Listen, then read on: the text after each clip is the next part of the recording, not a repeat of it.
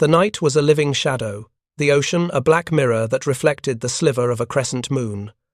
Phosphorescent sparks shimmered along the waves, twinkling like distant stars and then disappearing into the dark. At first glance, the vessel cutting through this inked expanse of water looked harmless, a pleasure craft out for a clandestine evening cruise. Yet its hull, 80 feet of laminated mahogany, held within it the audacity of men who had decided to challenge empires. Chief Petty Officer Tom Harrigon's hands gripped the edge of the deck so tightly that his knuckles shone white beneath the pale moonlight. His hands, thick with sea-callus and the memory of frostbitten mornings in the Chesapeake Bay, trembled slightly not from fear alone, but from anticipation.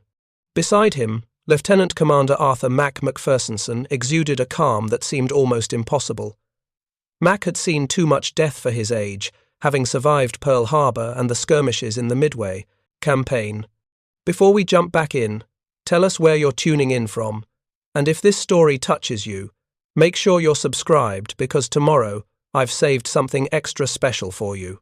His eyes, dark and steady, carried the weight of every vessel he had lost and every sailor he had been unable to save.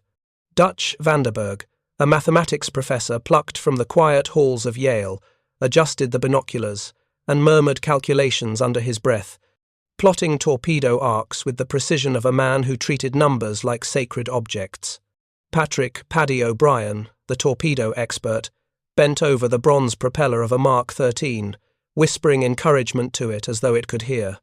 Every bolt, every valve, every turn of the wrench was an act of reverence. The Japanese would soon label this fragile wooden vessel a floating coffin, unaware that its true weapon was the courage of its crew.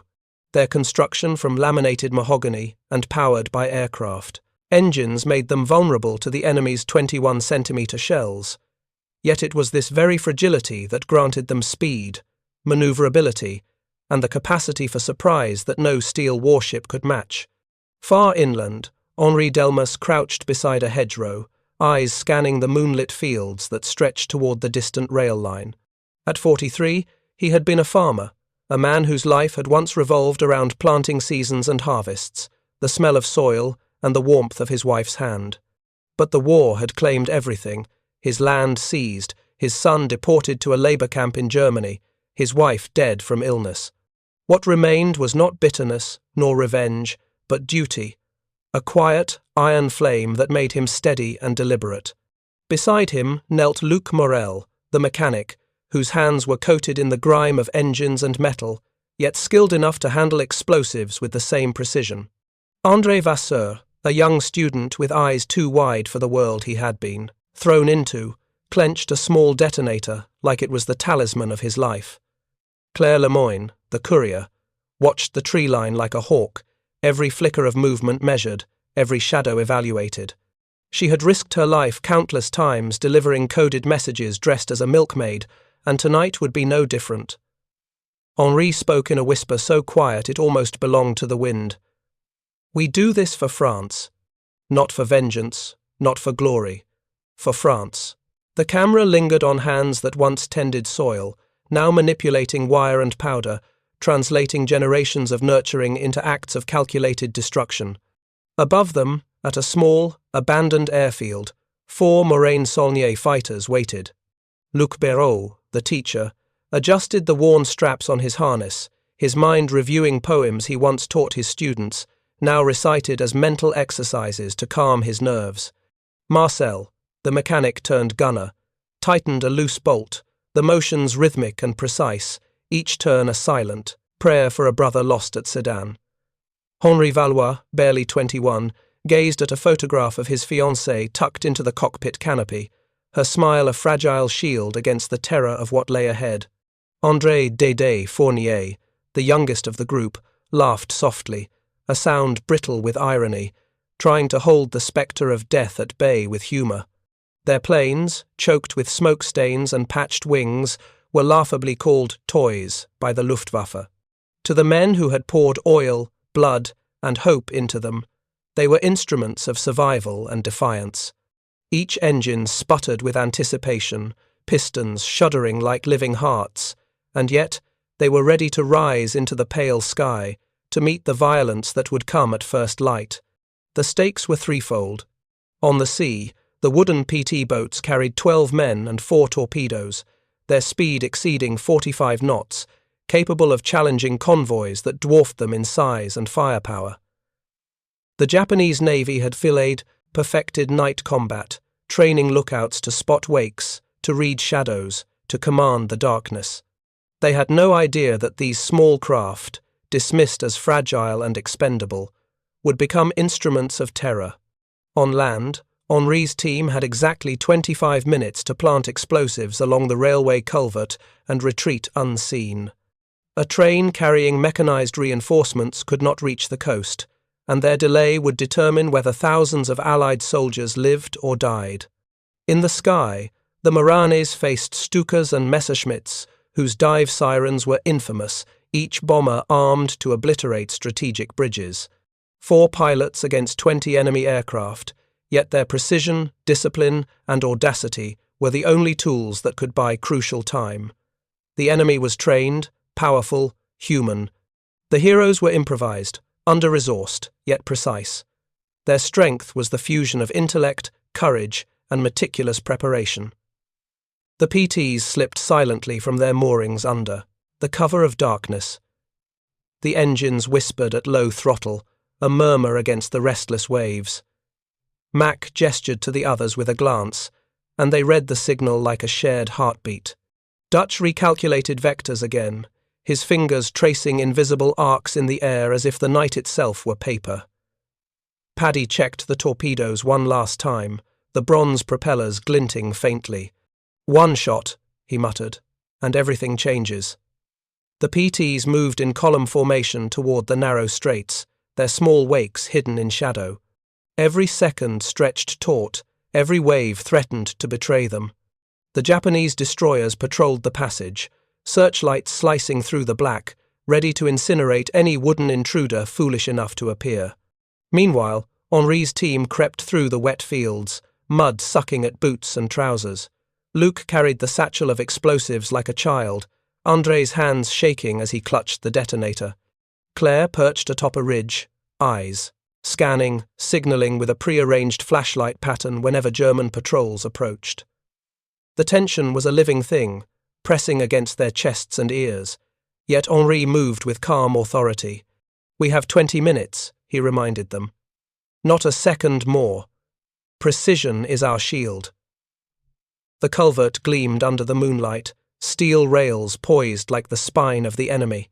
Every movement was choreography, every step could be their last. Above, the Moraine pilots warmed engines and adjusted instruments. The dawn was hours away, yet the horizon was already tinged with pale amber, an omen that time would run out sooner than expected. Luc Béraud reviewed the sortie map with Marcel. "The bridge must survive," he said. "Even a minute of delay could cost lives." Henri Valois touched the photograph of his fiancée and whispered, "Come back to me." Dédé Fournier, laughing softly, murmured, "If we die with style. If we live, we tell stories."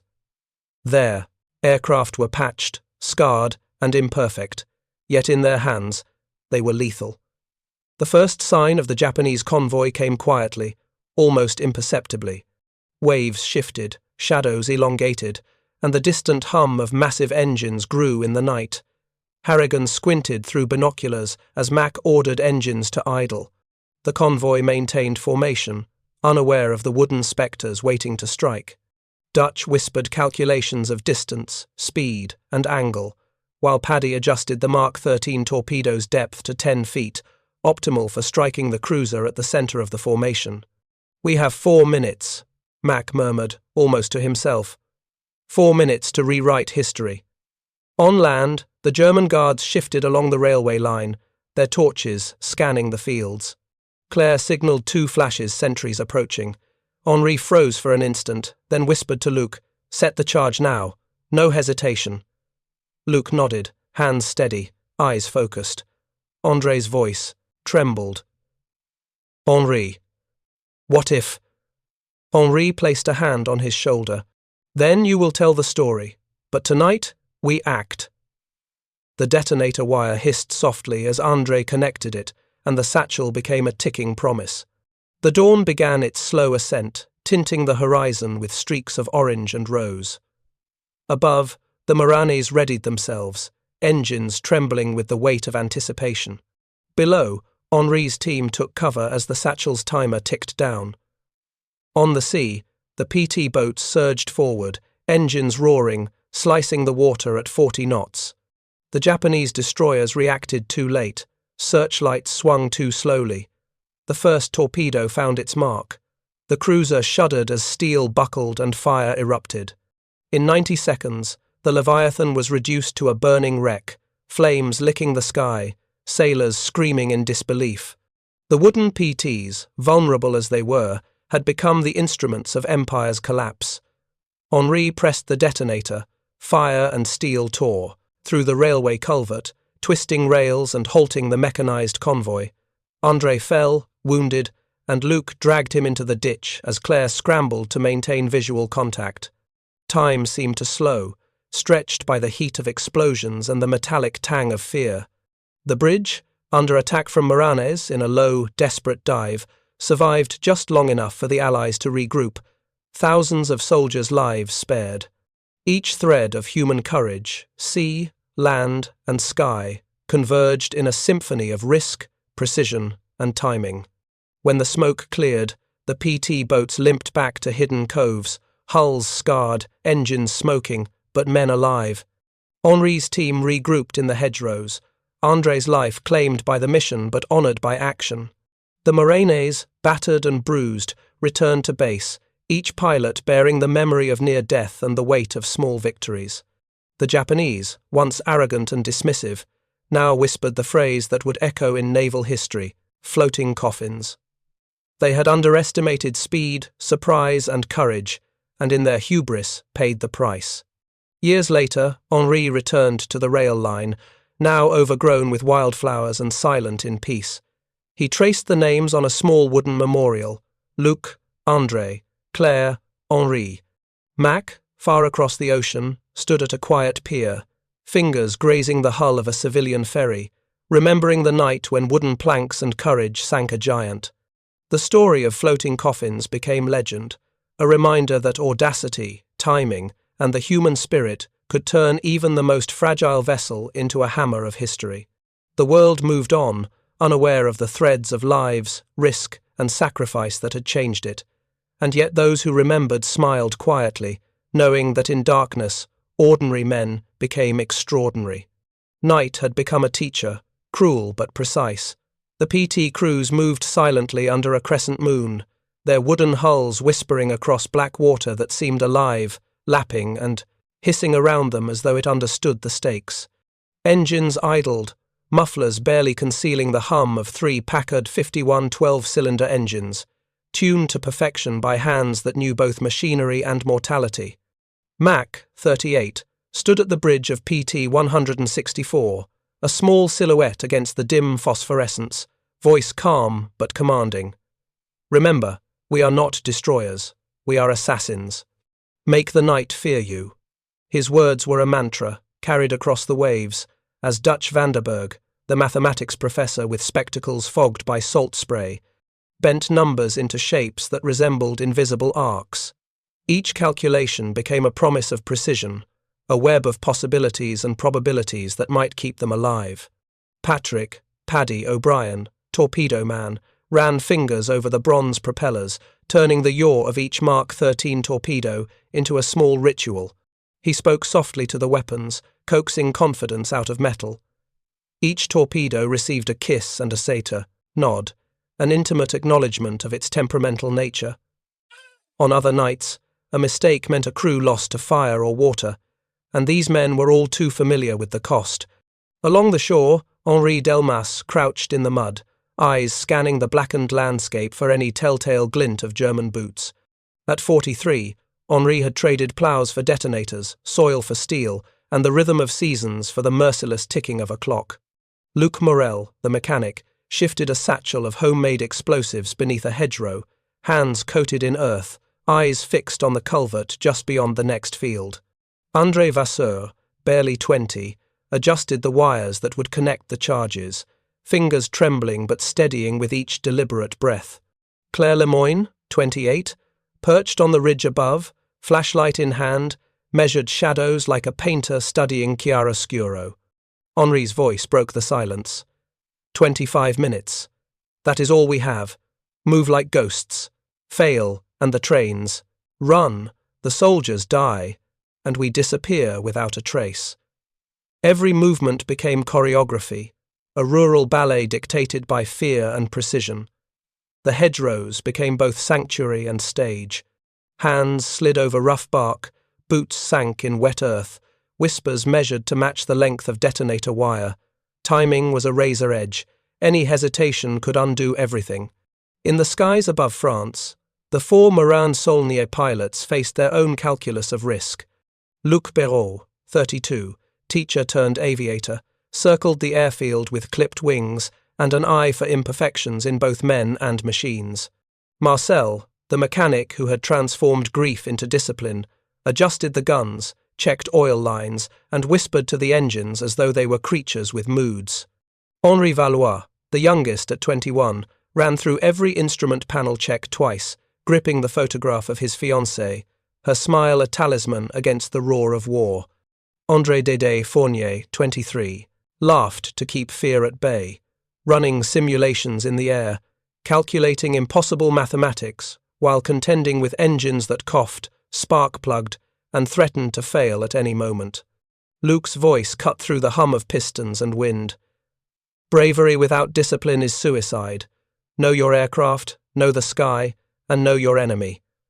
Our mission is not to destroy, it is to buy time. 1 second longer, one target distracted, one bridge preserved. The young pilots learned to dive at angles that defied reason, to distract enemy bombers, to force the jettison of payloads, with the subtlety of a chess master sacrificing a pawn. Every sortie was a lesson in improvisation, courage, and precision, often paid for in blood, with the lives of comrades and strangers alike forming the invisible ledger of consequence. The PT crews practiced threading convoys like needles, exploiting the radar shadows cast by islands, the natural noise of waves and wind. They learned to stagger engines, cutting 1 or 2 to reduce acoustic signature while the sea masked the rest. Dutch drew arcs in the sand of the training cove, translating distance, speed, and angles into tangible guidance for the helmsman.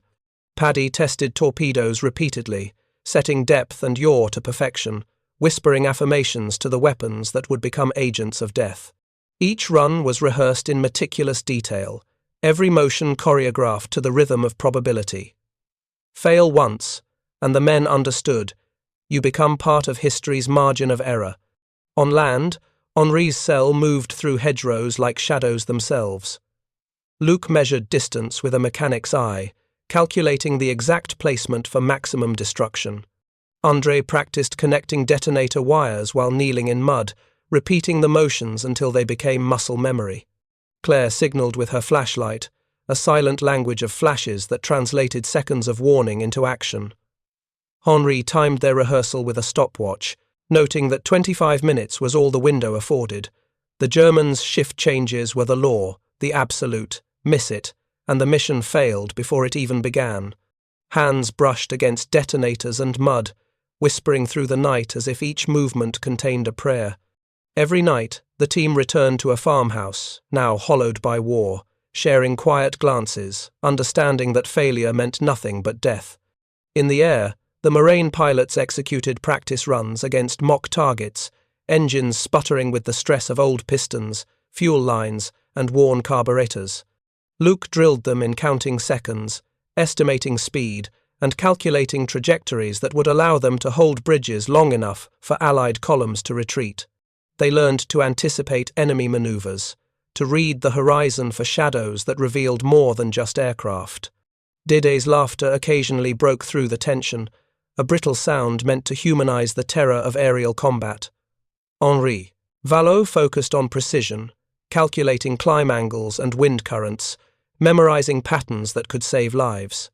Marcel ran diagnostics on every control surface, adjusting for imbalances, imperfections, and unpredictable gusts.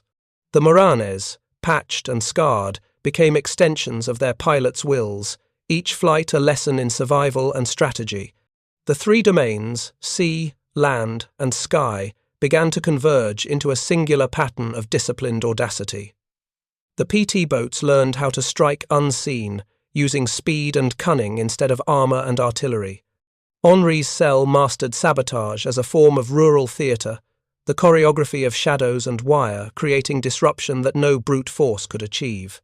The Moranes discovered that a single well-timed sortie could buy precious minutes, that precision was more valuable than volume, and that courage needed structure, or it became a suicide note written in clouds and contrails.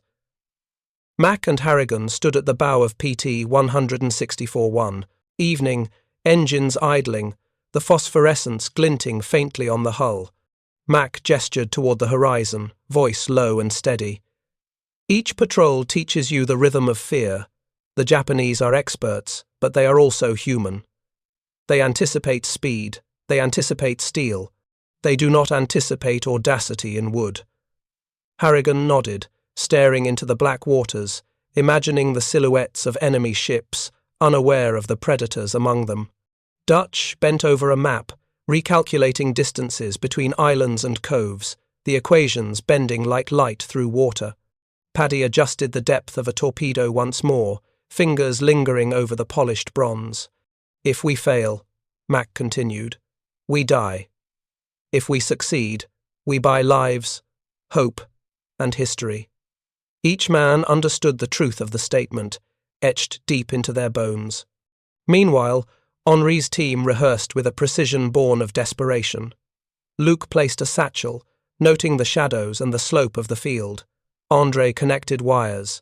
With care, Claire signalled from the ridge, and Henri timed the operation with the scrutiny of a man who had nothing left but duty. Each rehearsal mirrored what the PT crews practiced at sea: timing, anticipation, and audacity. Failure was measured in seconds, yet success demanded flawless execution. Henri's voice, calm and low, broke the night. 25 minutes, every second counts. Move like shadows, strike like fire, and vanish like smoke. The team repeated the motions, over and over, until they became second nature, a language of survival written in mud, steel, and whispers. The Moraine pilots, flying low over fields in the pre-dawn hours, ran simulations of enemy approach and retreat. Luc Béraud instructed them to hold altitude, speed, and orientation, teaching them how to force enemy bombers to release bombs too early, how to distract with minimal exposure, how to risk a single life to save hundreds. Every dive was calculated, every turn mapped, every weapon checked, double-checked. Henri Valois traced imaginary arcs in the sky with his fingers, his mind performing calculations that would allow him to intercept bombers at the exact moment needed. Marcel murmured mechanical prayers, adjusting control surfaces for minute imperfections, ensuring the Moranes remained deadly despite age and damage. Dédé laughed once, and the sound seemed absurd against the backdrop of impending war, yet it reminded the pilots of the humanity they carried into each sortie. Through this montage of preparation, the three groups became synchronized by principle rather than proximity. The PT boat practiced threading the enemy convoy, invisible and precise, turning a small vessel into a weapon of chaos. Henri's saboteurs transformed hedgerows and culverts into instruments of disruption, each wire and satchel a note in a dark symphony. The Moranes learned that every sortie could hold a bridge, delay a column, or save a life, translating the chaos of war into calculated artistry. Across water, land, and sky, the lessons converged. Minimal advantage could become maximum effect if applied with intelligence, discipline, and audacity. The men understood that failure would be measured in death and destruction, but success was quieter, invisible to the untrained eye. It was a moment in time, a window of opportunity seized and exploited. The PT boats, wooden and vulnerable, would strike from the shadows, disappearing before the enemy could respond. Henri's cell would plant explosives in a culvert and vanish like smoke, leaving chaos and delay in their wake. The Moranes would dive, distract, and force enemy pilots to miscalculate, holding bridges and buying time that could determine the course of a campaign. All three had internalized the brutal arithmetic of war. Probability, timing, and audacity were the weapons, and human courage the delivery system. Mack walked the deck of PT 164 once more, engines humming at low throttle. "Remember this," he said, voice almost swallowed by the sea. "We do not fight by rules. We fight by opportunity, by shadows, and by the courage of each other. The Japanese expect battleships and destroyers. We give them ghosts." Harrigon nodded, eyes scanning the horizon for the first hint of movement from the enemy. Dutch bent over his charts again, tracing arcs that would guide them through the straits. Paddy inspected the torpedoes, adjusting yaw and depth one last time, whispering encouragement to the temperamental weapons. Together, they became a symphony of preparation, each man a note in a composition of survival, audacity, and inevitability. On the ground, Henri's team ran the operation one final time. The satchels were positioned, the wires connected, the signal flashlight ready. Luke measured one last distance, Andre checked his detonator, Claire scanned the ridge, and Henri timed every second. The exercise became ritual, each movement a prayer for precision. Time. Tangible thing, sharp and unyielding. The rehearsal etched into muscle memory what would be executed in darkness and silence, a ballet of sabotage that relied on discipline, courage, and the mastery of risk. In the sky, the Moraine pilots ran through simulations of the impossible. Dive, intercept, and distract enemy bombers, while engines faltered and ammunition ran low. Luke reminded them, bravery alone is not enough. Precision turns courage into victory. Henri Valois memorized angles, speeds, and wind currents that would allow him to hold the bridge just long enough for retreating soldiers. Dédé Fournier smiled at the irony, knowing that humour could soften terror, if only for a moment. Marcel whispered mechanical prayers over his plane, ensuring that every lever and surface responded as required. Each pilot internalized the same principle as the PT crews and Henri's saboteurs. The smallest advantage, applied with perfect timing, could yield catastrophic consequences for the PTT crew's enemy. By dawn, the three groups were aligned in method and intent. On water, wooden hulls cut through the darkness with lethal intent. On land, saboteurs waited in hedgerows, wire and powder at the ready. In the sky, Moranes climbed into the pale light, engines roaring, wings patched but deadly. Each had learned the lessons of darkness. Patience, precision, and audacity were weapons as effective as any steel gun. Each understood that failure would be measured in death, but success would ripple unseen, shaping battles, saving lives, and carving history from the fabric of night. Preparing and narrating this story took us a lot of time, so if you are enjoying it, subscribe to our channel, it means a lot to us. Now back to the story. The night lay over the ocean like black velvet, disturbed only by the faint glimmer of stars and the pale crescent of a moon that seemed too timid to illuminate the world below. PT 164, PT 168, and PT 171 slipped quietly from their hidden moorings at Renova harbour, engines murmuring at low throttle. Chief Petty Officer Tom Harrigon, 42, gripped the wheel with hands thick from years of toil and tension, knuckles white beneath calluses that had learned both precision and fear. Beside him, Lieutenant Commander Arthur Mack McFersonson, 38, eyes shadowed by sleepless nights and memories of ships lost, whispered coordinates to Dutch Vanderberg, 35, the mathematician whose mind bent numbers into invisible torpedo arcs as easily as a painter bends light. Patrick Paddy O'Brien, 30, ran fingers over the torpedo housings, each Mark 13 weapon kissed and inspected, coaxed to readiness by ritual rather than faith. The plan was simple in words, but lethal in execution.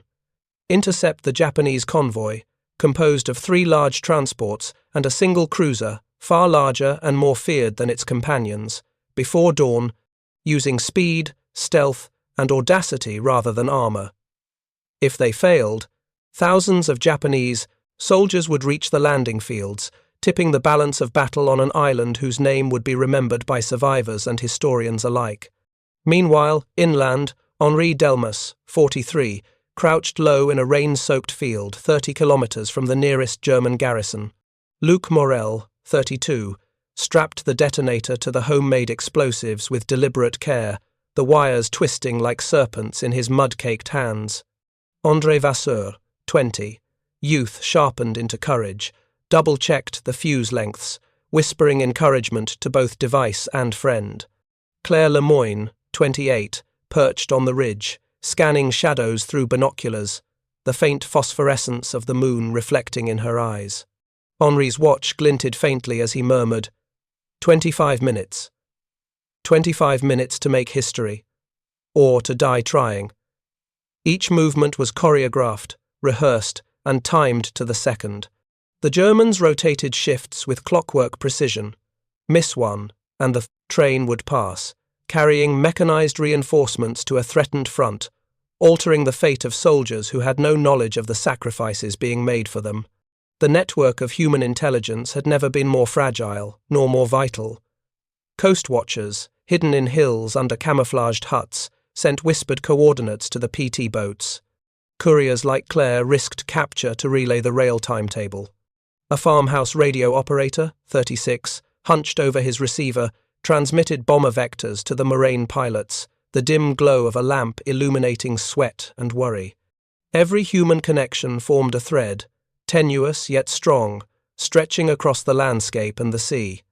High above, 4 Moraine Saulnier fighters, patched and scarred from prior sorties, traced arcs across a cloudless sky.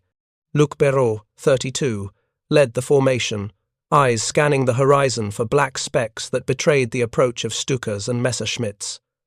Marcel, 34, mechanic and gunner, whispered to his plane as though coaxing obedience from an animal. Henri Valois, 21, adjusted throttle and elevator, glancing at a photograph of his fiancée tucked inside the canopy, a talisman against the roar of war. André Dédé Fournier, 23, grinned despite the tension, knowing that laughter was a thin shield against terror. Their mission was as precise as it was perilous. Hold the bridges long enough to allow retreating columns to regroup, distract the bombers, force miscalculations, and buy time measured in seconds that would save lives by the hundreds. The Luftwaffe pilots expected routine. They did not anticipate improvisation born of courage and discipline. The Moranes' small frames, dismissed as toys in enemy reports, were extensions of the pilots' wills, every control surface, throttle adjustment, and rudder input calculated to the second. On the water, the PT squadron advanced cautiously into the shadowed straits, visibility reduced to mere meters. In the darkness, Mack cut engines to idle, the hulls coasting on momentum alone, the phosphorescence in the waves reflecting ghostly trails along the laminated mahogany. The Japanese had perfected night runs, their lookouts trained to detect the slightest ripple, the faintest silhouette. They called the PT boats floating coffins and believed their small size rendered them harmless. That belief would soon be shattered. Dutch bent over charts, calculating intercept angles based on convoy speed, tide, and distance from shore. Harrigan's hands, steady despite the weight of expectation, adjusted the helm, while Paddy made final checks on torpedo settings, depth, yaw, and fuse length. Each crew member understood that a single miscalculation would mean their deaths in the open water, swallowed by both enemy fire and the sea's indifferent embrace. In the field, Henri's team moved like shadows, the hedgerows masking their forms. Luc knelt over the explosives, setting the final fuses, while André checked connections with the precision of a surgeon. Claire tapped her flashlight once, a silent signal indicating German patrols approaching. Henri's pulse quickened. Every second now carried disproportionate weight. If the train arrived too early, mechanized reinforcements would strengthen the enemy, imperiling Allied operations. If the explosives detonated too soon, they risked being caught in the blast or failing to disrupt the rail line effectively. Time, 25 minutes, was absolute. The saboteurs had rehearsed these movements countless times, But rehearsal was only preparation, not guarantee. Above the fields, the Marines adjusted altitude and speed, factoring wind, terrain, and bomber vectors transmitted from the farmhouse radio room. Luc Béraud calculated descent angles that would allow them to intercept bombers while minimizing exposure to enemy fighters. Marcel adjusted his guns, ensuring ammunition feeds were smooth, knowing that one jammed cannon could compromise the entire sortie. Henri Valois memorized each trajectory, each approach vector, plotting imaginary intercept points across the landscape below. Dédé Fournier, ever the irreverent, whispered jokes through clenched teeth, laughter masking adrenaline. Their synchronized maneuvers were an invisible ballet of survival, each twist and dive orchestrated to achieve maximum effect with minimal resources.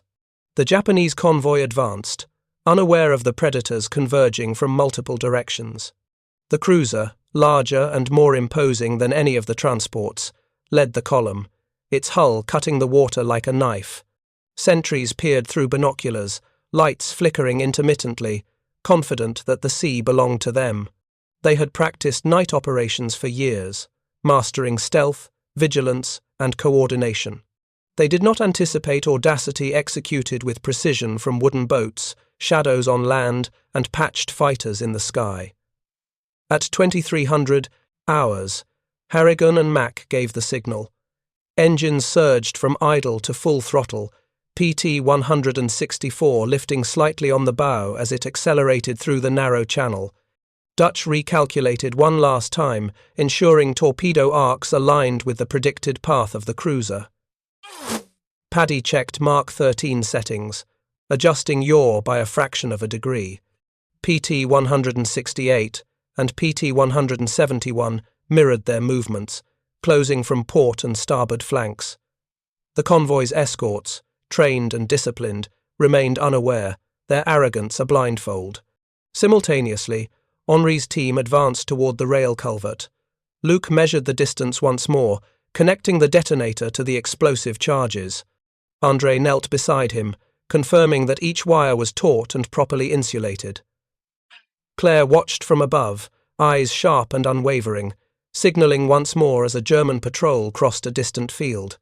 Henri's heartbeat was audible, the seconds ticking with a rhythm that matched the clinking of metal, the whisper of wind, and the distant murmur of engines. 25 minutes remained. One misstep could unravel everything. In the skies, the Marines intercepted the first Stukas approaching from the north.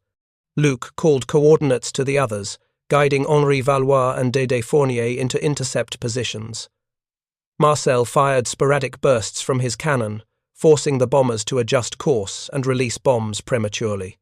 Smoke and tracer rounds streaked across the night sky, invisible from the ground except for the occasional flash reflecting in clouds.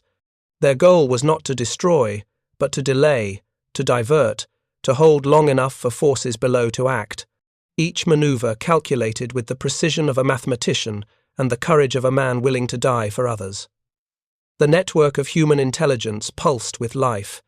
Coast watchers on hidden hills radioed the PT boats a narrow corridor to intercept the convoy. Henri's cell received updates from couriers, the timing of the rail convoy refined to the minute. The farmhouse radio transmitted bomber vectors directly into the hands of Marine pilots. Each signal, each whisper, each piece of intelligence was fragile, human, and miraculous.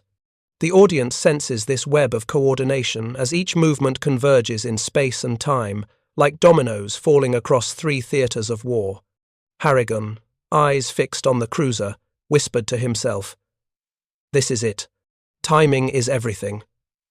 Mack nodded, giving Dutch a final look that said more than words could: execute perfectly or die trying. The PTs threaded the straits with breathtaking audacity, skimming past reefs and shallow water that could have torn their hulls apart. The cruiser's lookouts finally noticed shadows flitting across the waves, but it was too late. Torpedoes launched from PT 164, PT 168, and PT 171, arcs invisible in the black water, guided by math, instinct, and courage.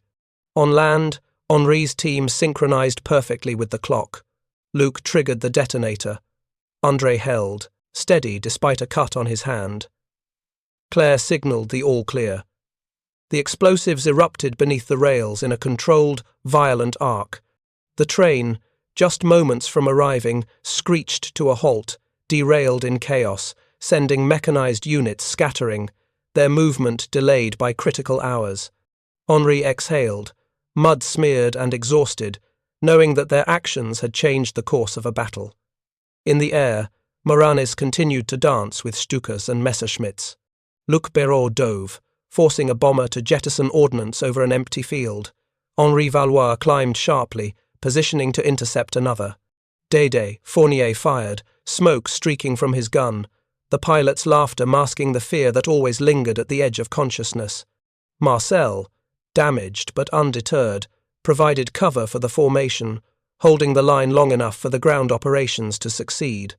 As the night converged toward dawn, the three theatres, sea, land, and sky, were in perfect synchrony. The PT boats had struck with speed and precision. Henri's saboteurs had immobilized critical reinforcements. The Moranes had diverted bombers, protected bridges, and bought invaluable time. Each action was discreet, yet together they formed a mosaic of victory, fragile and human, yet undeniable. The Japanese, arrogant in their mastery of night operations, were blindsided. Their cruiser and convoy had been ambushed, the rail line destroyed, and their aerial assets misdirected. What they had considered a simple night run now became a chaotic tableau of destruction, confusion, and missed opportunity. The PTs vanished as quickly as they appeared. Henri's team melted into the hedgerows, and the Moranes climbed away, engines sputtering but spirits intact. Success, ephemeral and dangerous, had been achieved through audacity, timing, and human courage. The camera lingers on the PT crews, faces illuminated by phosphorescent reflections in the water, sweat, and salt mingling on weathered skin. Harrigon exhales slowly, Dutch adjusts his glasses, Paddy inspects torpedo housings, and Mack surveys the horizon. On land, Henri collapses against a tree, Luc beside him, André panting, Claire scanning one last time. In the air, the Moranes circle briefly, silent acknowledgement passing between them. The three theatres converge not in space, but in consequence, time gained, lives spared, and a battle subtly shifted. The night, once a teacher, now becomes witness. Each movement, each calculation, each act of courage, folded into the tapestry of war, invisible to most, decisive nonetheless. The Japanese called the PT boats floating coffins, the small pilots boys with toys, and the saboteurs mere nuisances. That night proved them wrong. Every calculated risk, every human touch, every breath held in tension coalesced into a single, immutable fact. Audacity, preparation, and timing could shape history. The channel lay black and silent, a knife edge of water slicing between steep, rocky banks. PT 164, PT 168, and PT 171 hovered in the shadows, hulls rocking gently as muffled engines whispered promises of speed and death. Chief Petty Officer Tom Harrigon, 42, tightened his grip on the wheel, eyes scanning the darkness, every nerve strung taut. Lieutenant Commander Arthur Mack McFersonson, 38, leaned over the navigation charts illuminated by a small green compass glow, jaw clenched, calculating the timing with a surgeon's precision. Patrick Paddy O'Brien, 30, ran grease-darkened fingers over the Mark 13 torpedo tubes, whispering encouragement to each weapon as though they could hear him. Dutch Vanderberg, 35, muttered angles under his breath, numbers bending and folding in his mind until they snapped into an intercept path that was invisible to any enemy eye. The Japanese convoy appeared first as distant silhouettes, 3 transports, hulls cutting through the water with a measured rhythm, and the larger cruiser, leading, a symbol of naval authority. The destroyer at the front swung its searchlight, a flare of white fury that illuminated the narrow strait in a heartbeat. Orders rang out across the cruiser's deck, voices sharp, urgent, confident in the mastery of night operations. But the PTs were already inside, threading the formation like ghosts, Wooden hulls silent, engines whispering between waves. Small arms rattled in sudden bursts, but the Americans' speed and audacity forced hesitation. Each second became heavier, pregnant with threat. At 2,000 yards, Harrigon signalled. Engines roared, and the PTs surged forward. Paddy released his torpedo first. It cleaved the water like a dark cigar, purposeful, inevitable.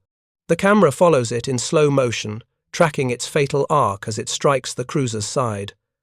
The explosion is immediate and violent. Steel buckles, plates twist, and the cruiser lists amid fire and smoke. Ammunition cook-offs erupt like a cascade of miniature sunbursts, each one brighter than the last, painting the night in orange and black. In these 90 seconds, the cruiser, once a hulking testament to Japanese naval power, is reduced to a burning skeleton, helpless amid its own chaos. But the cost is real. Depth charges fall in blistering arcs, tearing at the water and forcing the PTs into evasive action. One hull shudders from a glancing blow, engine sputtering and smoke curling into the night. Wood splinters, men are thrown from benches, and Mack's voice cuts through the chaos. "Get us out of here!" The PTs peel away, leaving streaks of fire, smoke, and shattered confidence in their wake, their audacity carved into the sea itself. In parallel, Henri Delmas, 43, crouches behind a ruined wall inland. Luc Morel, 32, triggers the detonator for the rail bridge. The explosion twists steel girders, buckles track, and hurls debris across the embankment. An armoured column, just minutes from reaching the threatened front, comes to a grinding halt, immobilised on a single approach. André Vasseur, 20, shields his eyes from the flash, while Claire Lemon, 28, scans the horizon for patrols. Their carefully rehearsed plan has succeeded, creating hours of delay that ripple outward through the theatre of operations. Above, the 4 Moraine pilots execute desperate manoeuvres against approaching Stukas and Messerschmitts. Luc Béraud, 32, loops sharply, forcing a bomber to release its bombs over empty fields. Henri Valois, 21, maintains altitude and precision, while Dédé Fournier, 23, covers his wingman, laughter masking the pounding of his heart. Marcel, 34, guns blazing, draws attention to himself to protect critical infrastructure. Their sacrifice, measured in breathless loops and seconds, buys the same fragile margin that the PT boats and saboteurs have fought for below. The editing stitches these actions together in causal harmony. The cruisers, destruction denies naval gunfire that could suppress land defences. The rail sabotage halts mechanized reinforcements. The pilots' dogfighting preserves the bridge for retreating columns. Each thread magnifies the other. The 90 seconds of fury, PTs weaving between destroyers, torpedoes detonating, bridges exploding, bombers diverted echo across land and sea.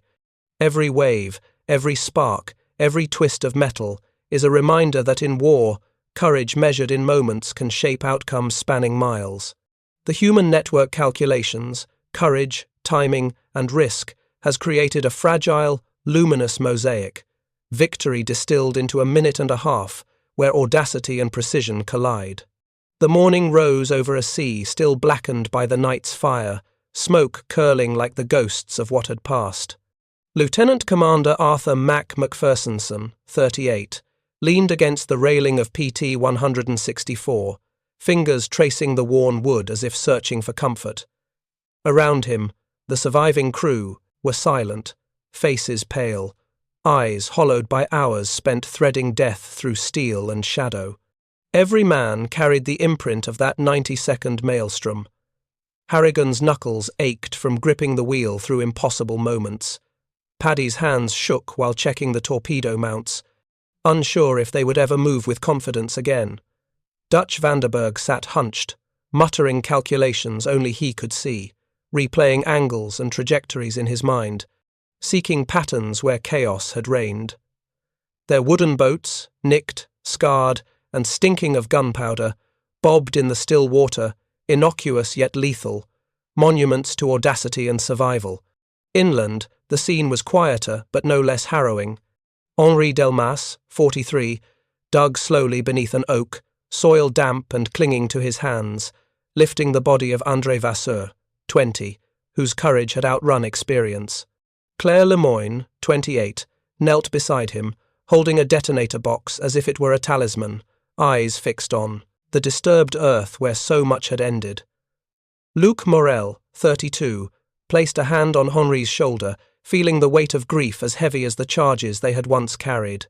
The morning sun illuminated splintered wood, twisted rails, and smoke rising from the collapsed bridge, a landscape marked by human determination and loss. André's life had been the fulcrum of their gamble. The minute he died had cost hundreds elsewhere fewer lives, bought hours for retreating forces, and ensured that a strategic airfield would not fall. Henri whispered his name softly, a litany of love, loss, and duty, the words swallowed by the wind that carried ash from the bridge. Above, the sky was silent but for the faint hum of distant aircraft. Luc Béraud, 32, read the dispatch from command, confirming the bridge had held long enough to allow an armoured column to retreat, thanks to Henri Valois' 21-year-old courage. Valois' photograph of his fiancée, Élise, fluttered from the cracked cockpit canopy of the Moraine that had not returned, a paper ghost marking the human cost of skybound heroism. Dédé Fournier, 23, had survived, but each loop and dive left him hollow, the laughter that had shielded him from fear now muted. Marcel, 34, stared at the horizon, thinking of comrades lost in the sky, of bridges defended, and of the few seconds that had shifted the course of the engagement. A historian's voice overlays the aftermath, calm, measured, and precise. The delay caused by the sabotage and the naval ambush prevented a mechanized division from reinforcing coastal positions for nearly 12 hours. Hundreds of lives on landing craft were spared. Japanese supply and troop movements were disrupted. The convoy that might have turned the tide stuck behind a broken bridge and an embattled strait. The cinematic lens emphasizes cause and effect. One tactical strike by wooden hulls, one sabotage by a handful of resistance fighters, and a series of air sorties, seemingly small acts combined to shape operational outcomes far beyond what any single man could see. The film returns to human scale. Henri, still kneeling beside André, presses a hand over the cross they have erected, fingers tracing the letters etched in wood. Mack watches the horizon, counting the men who survived with a finger, each one a miracle born of audacity and luck. Luc Béraud's face is pale as he reads the dispatch confirming the bridge held, the margin of minutes bought by sacrifice etched into his mind like a scar. Claire stares at the horizon, eyes shimmering with both relief and sorrow, knowing the line between heroism and futility is drawn in the smallest increments of time. The moral reverberates through the survivors and the audience alike. The PT boats, dismissed by the enemy as reckless, fragile, and suicidal, proved that small, fast craft could decisively alter the outcome of battle. The epithet, floating coffins, meant to demean, becomes ironic. These coffins were weapons, not because they were safe, but because they were filled with men who understood that courage and timing could transform vulnerability into lethal advantage. Wood, steel, and courage, fused in the night, leave a legacy that history remembers not in monuments or medals, but in the echoes of 90 seconds and 25 minutes that changed the course of war. Decades had passed, and Henri Delmas, now 83, walked slowly along the rebuilt rail line, wildflowers brushing his knees, and the wind carrying the scent of earth and sunlight. He stopped at a small wooden plaque, weathered but intact, tracing the names etched into it. Luc, André, Claire, Henri. 25 minutes, that was all it had taken to bend history, and yet it had echoed through a lifetime. He smiled faintly, fingers lingering over the letters, thinking of lives lost and saved, of smoke rising in the night and the quiet determination that had filled it.